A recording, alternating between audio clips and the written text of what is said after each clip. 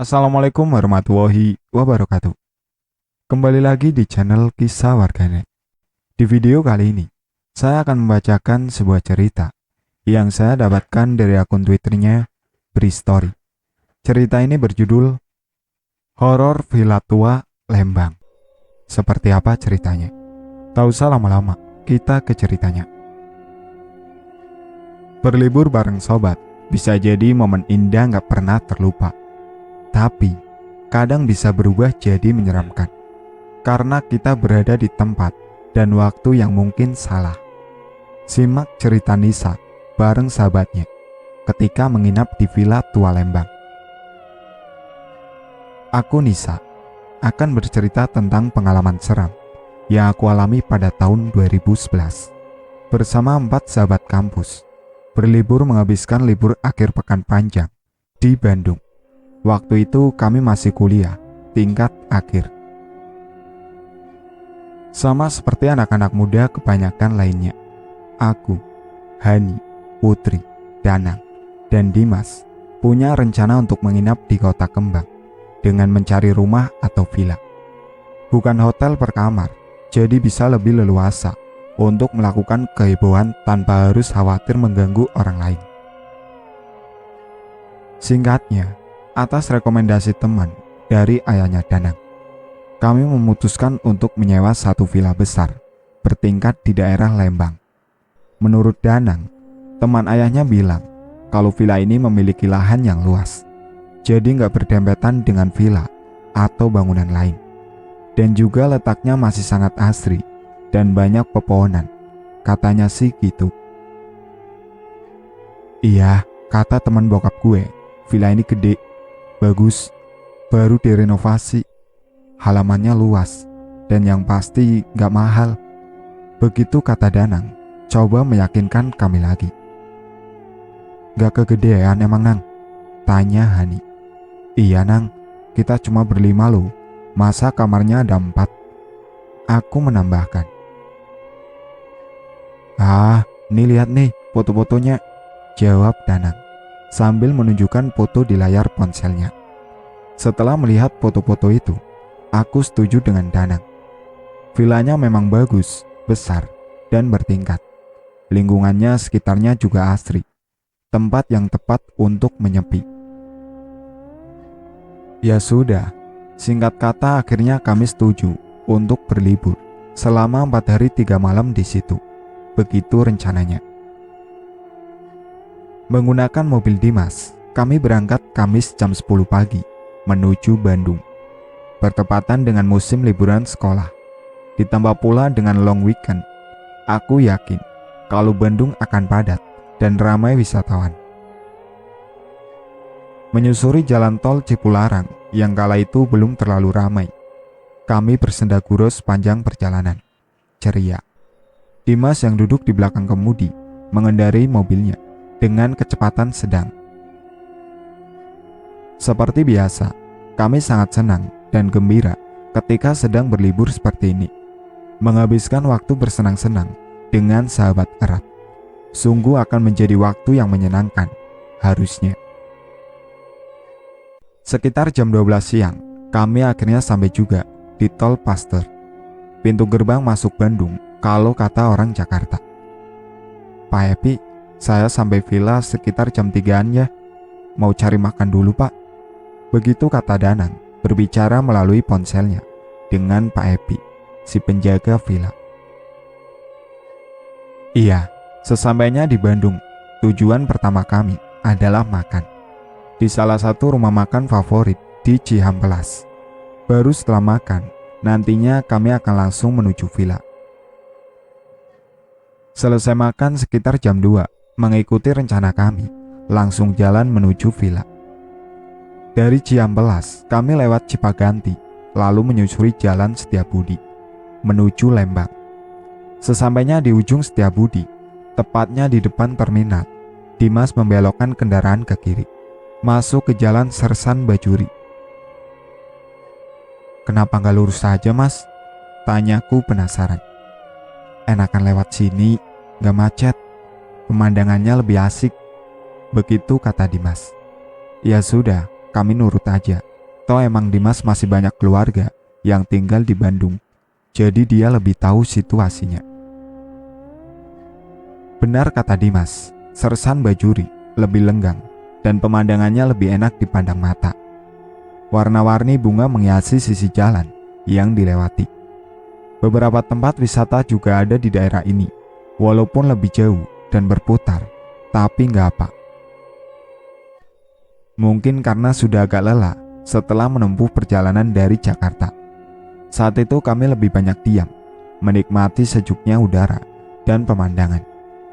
Di ujung jalan, di atas nanti, jalan yang kami lalui ini akhirnya akan bertemu juga dengan Jalan Raya Lembang.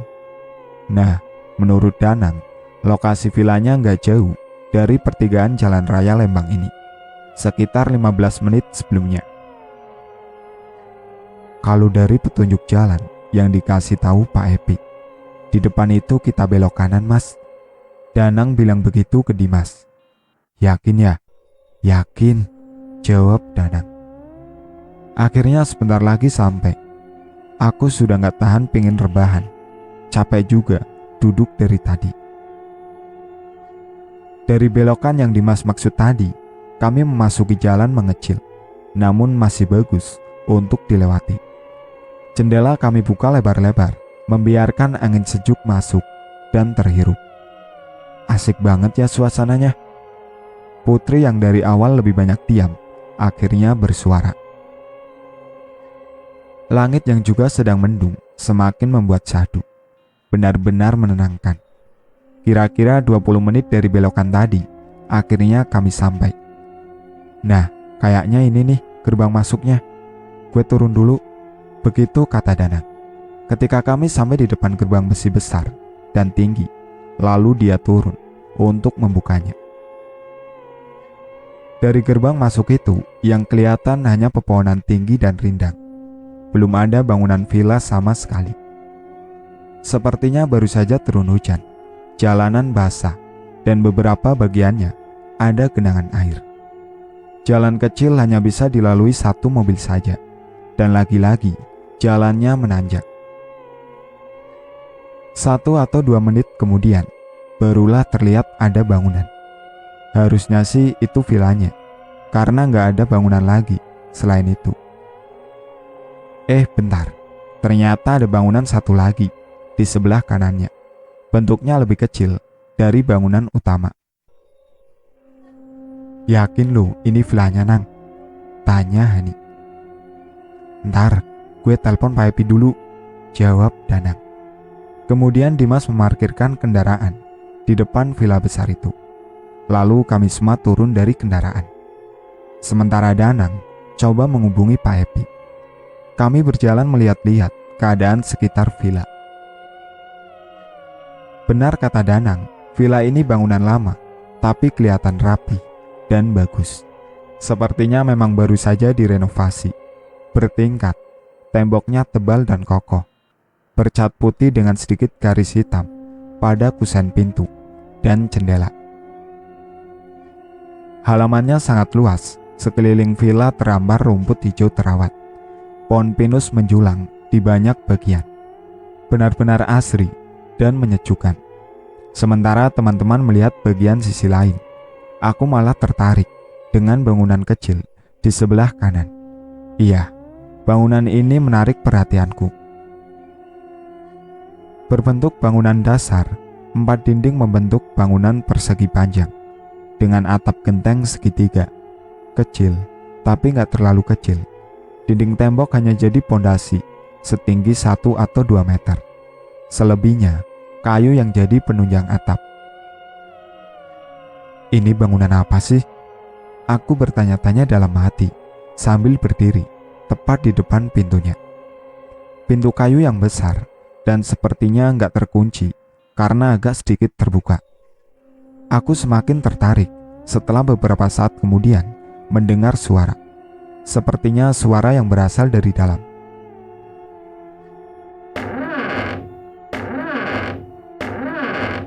Kira-kira seperti itu bunyinya. Suara apa itu? Gumamku sendirian. Suara aneh membuat aku semakin ingin untuk membuka pintunya dan melihat ke dalam.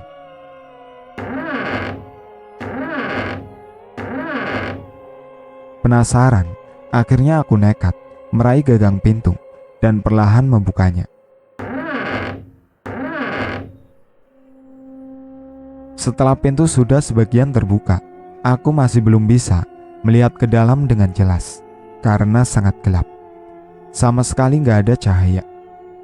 Semakin penasaran karena ketika pintu sudah dibuka, suara itu masih saja kedengaran. "Nisa, ngapain lo di situ? Ayo masuk!"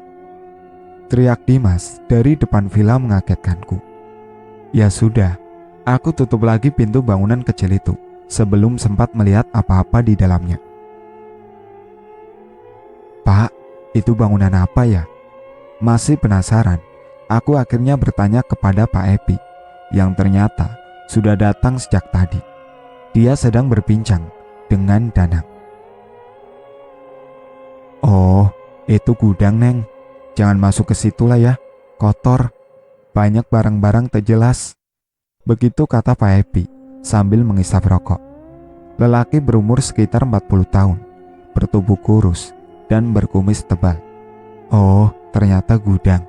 Tapi aku masih saja penasaran dengan bunyi misterius yang terdengar dari dalamnya tadi. Suara apakah itu? "Ini di dalam sudah siap semua.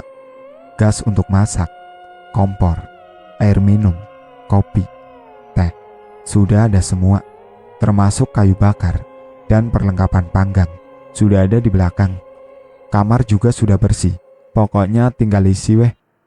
Begitu kata Pak Epi dengan logat Sundanya yang kental. "Saya tinggal di bawah situ, cuma 5 menit dari sini. Kalau ada apa-apa atau perlu apa-apa, tinggal telepon aja, kan ada HP. 24 jam siap sedia." Sekali lagi beliau cengengesan di akhir kalimat. Orang yang menyenangkan. Gak lama setelah itu, Pak Epi pergi dengan motornya, meninggalkan kami. Udara dingin sejuk terhirup ketika kami masuk ke dalam villa. Bangunan yang sangat bersih, lantai terbuat dari keramik berwarna gelap, khas bangunan zaman dulu. Dinding tebal didominasi cat putih bersih. Kami langsung menemui ruang tengah dengan sofa kulit besar dan meja di tengahnya, menghadap TV tabung besar di sisi berlawanan. Ruang tengahnya sangat besar. Ada 2 kamar di lantai dasar. Di bagian belakang tempatnya dapur dan 2 kamar mandi bersebelahan. Di depan kamar mandi dan dapur ada tangga yang menuju lantai atas. Aku lalu naik ke atas. Di atas ada 3 kamar. Gak ada kamar mandi, tapi ada ruang tengahnya juga, tapi gak ada TV.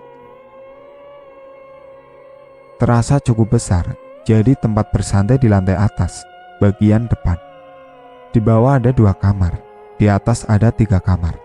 Bukannya kemarin Danang bilang kamarnya ada 4, kok tiba-tiba ada 5? "Nang, kok kamarnya 5? Tanyaku dengan Danang di lantai bawah. "Iya, barusan gue telepon Pak Epi. Dia bilang kamar yang itu kuncinya rusak, jadi gak bisa dibuka. Katanya gudang juga dalamnya," jawab Danang sambil tangannya menunjuk ke kamar depan yang letaknya di sebelah kiri TV. "Oh gitu, kok gitu ya? Emang seberapa susah sih memperbaiki kunci pintu? Sempat dibiarkan kamarnya tertutup rapat." Pertanyaan itu yang muncul di kepalaku. Tapi ya sudahlah, aku gak memikirkannya lebih jauh. Secara keseluruhan, villa ini sangat nyaman, tempat yang benar cocok untuk menyepi, menjauh dari hingar-bingar sesak Jakarta. Kami sangat senang dengan keadaan dan suasananya pada awalnya. "Gue sama Danang, Putri, mau nyari ayam dulu buat ntar malam ya. Lo ikut gak, Nis?" Hani gak mau ikut katanya. Sekitar jam 4:30, Dimas bilang begitu. Mereka bertiga mau ke pasar Lembang. "Enggak ah, gue mau di sini aja," jawabku. Ya sudah, akhirnya mereka bertiga berangkat menggunakan mobil. Tapi sebelum berangkat, Hani bilang kalau dia mau nebeng sampai ke toko yang letaknya nggak jauh dari villa. Dia mau membeli minuman dan makanan kecil. Hani bilang juga dia akan kembali ke villanya jalan kaki aja. Nggak jauh juga katanya. Akhirnya aku sendirian di villa pada sore hari itu. Sendirian? Masa sih? Setelah keempat sahabatku pergi, aku bersantai di depan TV sambil menunggu Hani pulang. Harusnya sih Hani nggak lama, karena kalau nggak salah, toko yang dia tuju nggak terlalu jauh jaraknya. Sekitar 20 menit kemudian, aku mendadak pengen buang air kecil. Kebiasaan di tempat dingin, aku akan sering buang air kecil. Begitulah. Ya sudah, aku lalu berjalan menuju kamar mandi yang letaknya di belakang. Seperti yang aku bilang di awal tadi, ada 2 kamar mandi yang letaknya bersebelahan persis. Kamar mandi berpintu tebal, di dalamnya masih menggunakan bak air besar. Walau sudah ada air mancur, air panas. Aku masuk ke kamar mandi sebelah kanan, lalu melaksanakan niatku. Ternyata, setelah aku perhatikan, di dalam kamar mandi ada lubang kecil pada bagian atas dindingnya. Lubang ini sepertinya berhubungan dengan kamar mandi sebelah. Jadi harusnya kalau ada aktivitas di kamar mandi sebelah, akan kedengaran olehku. Benar saja, tiba-tiba aku mendengar suara pintu terbuka, kemudian menutup dari sebelah. Sepertinya itu Hani. Aku yakin itu, karena memang harusnya dia sudah kembali ke villa lagi. Han, langsung ke kamar mandi aja loh. Kebelet ya? Tanyaku. Iya, Hani menjawab dari sebelah dengan logat Sunda. Logat Sunda? Hani kan orang Jawa. Sama sekali gak bisa berlogat Sunda. Halah, baru beberapa jam di Bandung aja udah Sunda logat loh Han. Lebay ah. Aku bilang begitu. Masih di dalam kamar mandi. Iya, Hani menjawab begitu, pelan, sambil cekikikan. Dasar Hani, begitu gumamku dalam hati. Setelah selesai, aku keluar dan bermaksud kembali ke ruang tengah. Tapi, ketika sedang di depan kamar mandi, aku melihat kalau pintu kamar mandi sebelah dalam keadaan terbuka dan dalamnya kosong. Hani kemana? Kok gak ketahuan keluarnya? Aku pikir juga, mungkin Hani sudah masuk ke kamarnya di atas. Gak pikir macam-macam, aku lalu menuju ruang tengah. Kembali bersantai depan TV. Ketika sedang asik-asiknya bersantai, tiba-tiba Hani muncul dari pintu depan, membawa serta banyak belanjaan di kedua tangannya. Aduh, ternyata tokonya agak jauh ya. Capek juga gue jalan kaki. Mana nanjak terus lagi. Begitu kalimat pertama yang muncul dari mulutnya. Lalu dia merebahkan tubuhnya di sofa. Han, lo baru datang emang? Beneran baru datang? Tanyaku sangat penasaran. Iya, emang kenapa? Kok kaget? Ngeliat gue kayak ngeliat setan aja lo ah. Jawab Hani. Lo gak bercanda kan? Gak lagi ngerjain gue? Tanyaku sekali lagi. Enggak Nisa. Ini keringat gue masih bercucuran, kayak habis hiking. Ada apa sih emangnya? Enggak ada apa-apa. Jawabku pendek. Kalau Hani baru aja datang, lalu siapa yang tadi ada di kamar mandi sebelah? Malam pun tiba. Sekitar jam 7, Dimas, Danang, dan Putri akhirnya kembali ke rumah dengan semua keperluan kami. Aku yang sore tadi baru saja mengalami kejadian janggal sudah bisa sedikit tenang dan agak melupakan ketika semua akhirnya berkumpul. Malam pertama, kami menghabiskannya dengan berbekyuan di teras atas, berbincang sendaguro sambil menikmati dinginnya malam. Oh iya, dari teras atas ini, kami bisa menikmati juga City Lake yang menjadi pemandangan indah. Sungguh saat-saat yang menyenangkan. Seperti yang kubilang tadi, Aku menjadi sering ingin buang air kecil kalau sedang berada di udara dingin. Sekitar jam 9, hasrat itu muncul lagi. Aku pingin pipis. Gue ke bawah dulu ya, kebelet lagi nih. Aku bilang begitu. Ah, dasar lu nis kalau di Bandung. Perlu ditemenin gak? Kata Dimas. Gak perlu, sebentar kok, jawabku. Lalu aku bergegas ke bawah, sementara 4 temanku tetap di teras atas. Sesampainya di bawah, keadaannya terang benderang, karena memang kami biarkan lampu menyala semua, termasuk 2 kamar mandi dan dapur. Aku coba berjalan dengan santai, tanpa beban, karena tiba-tiba teringat dengan peristiwa sore tadi. Akhirnya memutuskan buru-buru melangkah agar cepat sampai kamar mandi. Aku memilih kamar mandi yang sebelah kanan lagi. Sebelum masuk, aku melihat kalau kamar mandi sebelah kiri, pintunya dalam keadaan terbuka. Sesampainya di dalam, aku langsung pipis. Dalam keparnoan yang mulai muncul lagi, aku jadi semakin was-was ketika terdengar kalau pintu kamar mandi sebelah seperti ada yang menutupnya. Iya, pintunya tertutup. Awalnya aku diam sambil terus menajamkan pendengaran, tapi gak ada suara apa-apa lagi. Penasaran, Put, Hani, lo ya? Jangan bercanda deh kalian. Begitu ucapku. Gak ada jawaban, tapi beberapa detik kemudian baru terdengar suara. Nisa. Begitu suaranya, ada yang memanggil namaku dari dalam kamar mandi sebelah. Suaranya jelas terdengar, diakhiri dengan suara tawa tertahan. Sontak aku langsung keluar kamar mandi, lalu lari menuju lantai atas, tanpa sedikit pun melihat ke belakang. Kenapa muka lu begitu, Nis? Tanya Putri, sesampainya aku di teras atas. Ada yang aneh di villa ini, jawabku pelan. Aneh gimana? Tanya Danang yang ikut penasaran. Lalu aku ceritakan kepada mereka semua tentang kejadian yang baru aja aku alami dan sore tadi. Mungkin gak sih kalau itu cuma perasaan lu doang, Nis? Hani coba untuk mencari celah logika. Enggak, Han, gue yakin. Gue dengar suara itu jelas banget. Aku bersikukuh. Jadi tolong, malam ini kita tidur bareng-bareng aja ya. Gue takut. Mereka setuju, supaya aku merasa tenang. Akhirnya, sekitar jam 11, acara berbincang selesai. Lalu kami masuk ke dalam, karena udara juga sudah semakin dingin, menusuk tulang. Benar, akhirnya kami tidur bersama dalam satu kamar.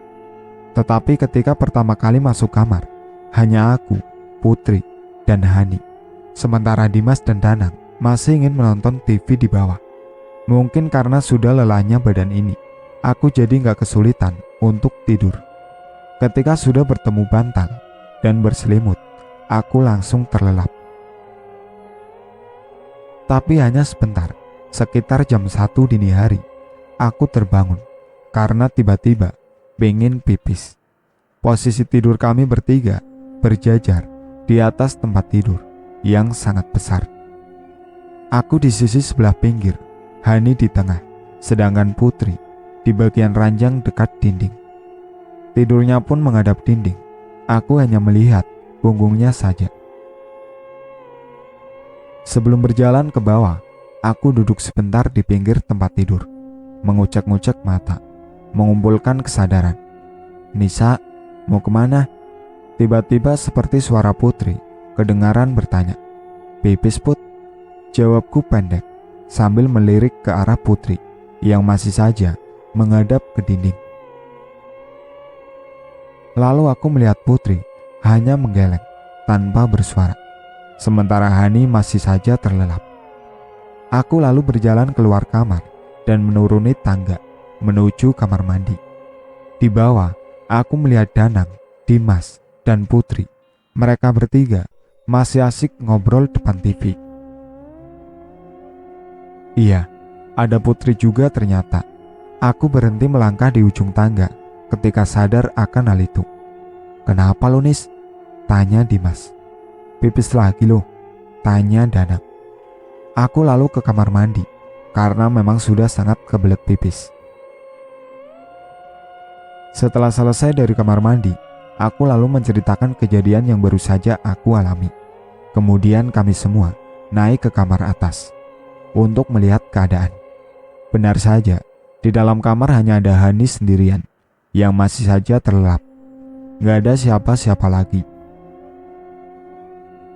Keesokan harinya, kami bangun agak siang karena semalaman kurang tidur, membahas beberapa peristiwa yang aku alami. Jam 10, kami baru berkumpul semua di ruang tengah. Nasi goreng buatan Hani menjadi santapan pagi itu. Nanti gue sama Danang Jumatan di masjid yang di depan itu ya, gak jauh-jauh kok. Nanti beres Jumatan, baru kita jalan muter-muter Lembang. Begitu Dimas bilang, di tengah kami bersantap. Begitulah, jam 12 siangnya, Danang dan Dimas benar menuju masjid depan untuk sholat Jumat. Aku bersama Hani dan Putri menunggu di villa sambil bersiap untuk keluar. Sambil menunggu Dimas Danang Jumatan, aku mencari udara segar dengan berkeliling sekitaran villa, sementara Hani dan Putri mandi dan bersiap. Siang itu cuaca sangat cerah, langit biru nyaris tanpa awan.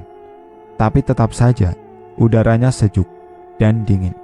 Aku terus berjalan, melihat-lihat sekitar. Sampai akhirnya lagi-lagi aku mendengar suara yang persis sama dengan yang aku dengar ketika baru saja tiba kemarin. Kira-kira seperti itu. Sumbernya pun sama, dari dalam bangunan kecil yang ada di samping kanan villa. Menurut Pak Epi, itu adalah gudang kotor yang kebetulan saat itu aku sedang berdiri gak jauh dari situ. Penasaran, aku lalu melangkah menuju pintu gudang. Semakin dekat jarak langkah, semakin jelas suara keret-keret itu terdengar. Agak ragu ketika akhirnya aku sampai di depannya, antara takut dan penasaran. Tapi akhirnya rasa penasaran mengalahkan segalanya. Lalu aku memberanikan membuka pintunya. Belum sempat pintu terbuka penuh, tiba-tiba ada suara memanggil dari arah villa. Nisa, mau ngapain lo? Hayu jalan ah. Dimas memanggilku.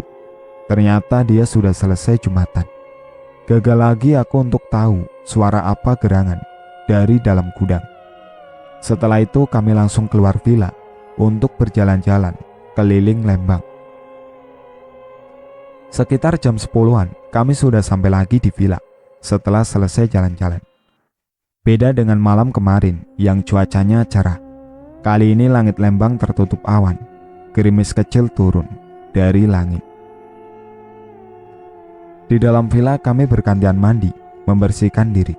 Setelah itu berkumpul lagi di ruang tengah untuk berbincang dan bersenda gurau. Kami coba untuk melupakan semua peristiwa seram yang aku alami kemarin. Singkat kata, sekitar jam 12 malam, kami masuk kamar atas. Berlima tidur dalam satu kamar. Semuanya berjalan normal. Gak lama setelah masuk kamar, kami semua langsung terlelap dalam mimpi masing-masing. Normal, tapi hanya beberapa jam saja. Karena sekitar jam 2, ada kehebohan di dalam kamar. Aku jadi kaget terbangun. Nisa, ayo cepetan beresin barang-barang lo. Kita pergi dari villa ini sekarang juga. Begitu kata Dimas, agak panik dan heboh. Ada apa mas? Yang lain pada kemana? Tanyaku yang jadi ikutan panik. Nanti aja ceritanya. Buruan beresin barang-barang lo. Yang lain udah pada di bawah. Udah siap pergi semua. Lanjut Dimas. Ya sudah, aku nurut. Lalu membereskan semua barang-barangku. Setelahnya kami langsung ke bawah. Benar, sudah ada Hani, Putri, dan Danang di bawah. Wajah Hani pucat dengan mimik sangat ketakutan. Begitu juga dengan Putri. Ada apa sih ini? Tanyaku semakin panik. Nanti aja nih di jalan ceritanya. Ayo berangkat, jawab Danang. Lalu pada jam 2 pagi itu kami pergi meninggalkan villa menuju kota Bandung untuk mencari hotel. Kami pindah penginapan. Ada apa sih?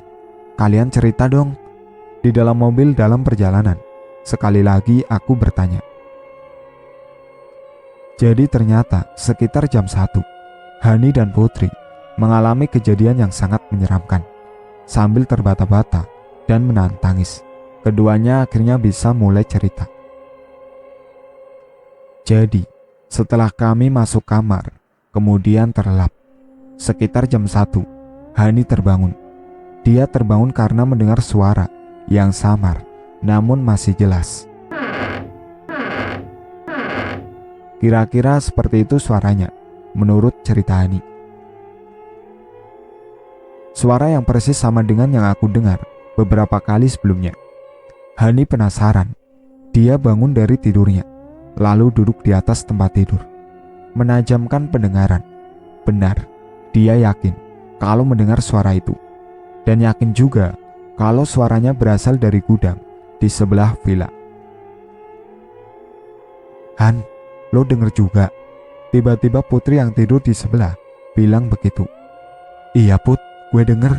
Itu suara apa ya? Jawab Hani. Udahlah, tidur aja, abaikan. Gak bisa Put, suaranya ganggu banget. Penasaran juga gue. Terus lo mau apa? Nyamperin itu suara? Iya Put, anterin yuk. Penasaran gue. Ah, gue takut ah. Ayolah Put, takut ada apa-apa. Akhirnya, entah apa yang ada di pikiran Putri. Akhirnya dia menuruti permintaan Hani. Kemudian mereka turun, lalu keluar villa, menuju asal suara, yaitu gudang di sebelah. Hanya berbekal cahaya lampu senter dari ponsel, perlahan mereka menembus gelap, berjalan di atas rumput basah, sisa hujan. Sementara suara itu semakin jelas terdengar, seiring dengan semakin dekatnya jarak gudang. Terus terdengar, sampai akhirnya mereka berdua sampai juga di depan pintu gudang. Gudang dalam keadaan gelap total. Gak ada cahaya sama sekali. Lagi-lagi, hanya cahaya senter ponsel yang membantu penglihatan. Akhirnya, Hani memberanikan diri untuk meraih gagang pintu untuk membukanya. Perlahan tapi pasti, pintu gudang akhirnya terbuka lebar. Isi gudang masih gelap, sama sekali gak kelihatan apa-apa. Karena Hani dan Putri belum menyorot cahaya ponselnya ke dalam. Tapi suara keret-keret itu sangat jelas kedengaran. Sampai akhirnya mengarahkan cahaya senter ponsel ke dalam. Baru pada saat itulah mereka bisa melihat semuanya. Bisa melihat sumber suara misterius itu berada. Persis di tengah gudang, ada perempuan yang menggantung dengan tali di lehernya. Tubuhnya berayun ke depan ke belakang. Ada perempuan berposisi gantung diri. Suara kerat-kerat itu ternyata berasal dari gesekan tali tambang yang terikat pada palang kayu di atap gudang. Tali tambang di ujung satu laginya melilit di leher perempuan yang berayun di bawahnya. Sontak mereka langsung menjerit ketakutan dan berlari masuk ke villa sambil menangis.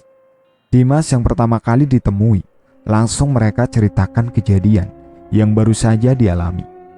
Dimas yang pemberani kemudian melangkah menuju gudang tanpa ragu untuk memeriksanya apakah benar ada orang gantung diri di gudang.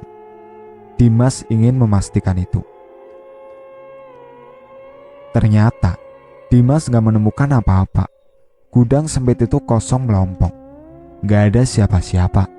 Makanya setelah itu mereka langsung membangunkanku yang masih tertidur di kamar atas. Itulah alasannya kenapa kami memaksa diri untuk meninggalkan villa saat itu juga. Itulah akhir cerita dari horor Villa Tua Lembang. Sekian dari saya. Wassalamualaikum warahmatullahi wabarakatuh.